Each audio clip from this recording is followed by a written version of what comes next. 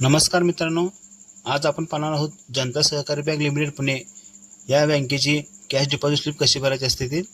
चला तर मग व्हिडिओला सुरुवात करूया. सर्वात आधी अकाउंट नंबरच्या ठिकाणी तुम्ही अकाउंट नंबर लिहा. मी उदाहरणासाठी इथे अकाउंट नंबर लिहित आहे. ह्या पद्धतीने तुम्ही अकाउंट नंबर लिहायचा आहे.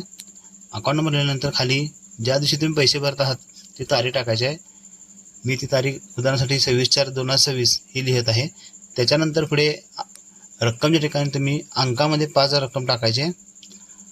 रक्कम टाकल्यानंतर पुढे खाली लिहिलेलं ब्रँच म्हणजे शाखा, तुम्ही ज्या शाखेत पैसे भरत आहात त्या शाखेचं नाव टाका.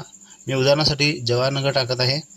त्याच्यानंतर पुढे खातेदाराचे नाव, या ठिकाणी तुम्ही स्वतःचं नाव लिहायचं आहे.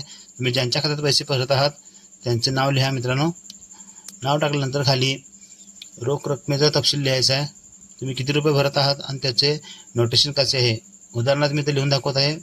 5,000 भरत आहे म्हणून मी 500 × 10 या प्रकारे नोटा भरत आहे म्हणून असे या पद्धतीने लिहायचं आहे. त्याच्यानंतर इकडे अक्षर रुपये 5,000 रुपये लिहायचं आहे. आता ह्या बाजूचा आपला फॉर्म हा भरून झालेला आहे. दुसऱ्या बाजूला फॉर्म पण भरून दाखवूया आता तुम्हाला. सर्वात आधी अकाउंट नंबरच्या ठिकाणी तुम्ही तुमच्या पासबुकवर असलेला पूर्ण 15 अंकी अकाउंट नंबर लिहा.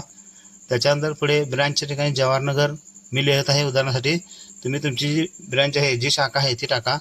त्याच्यानंतर पुढे तारीखच्या ठिकाणी तुम्ही तारीख टाकून घ्या.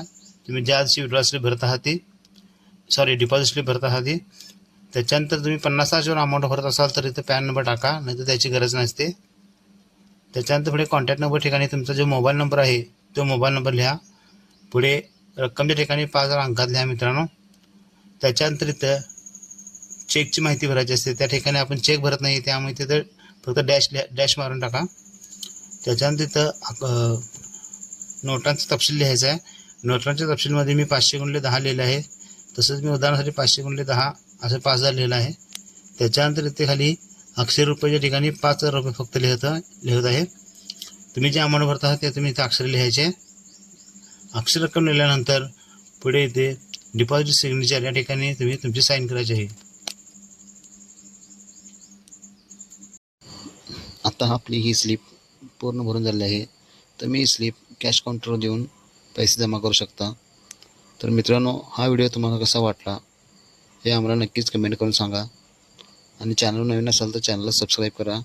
व्हिडिओ आवडला असेल तर व्हिडिओला लाईक करा, शेअर करा. चला भेटूया मग आपण पुढे व्हिडिओमध्ये. धन्यवाद.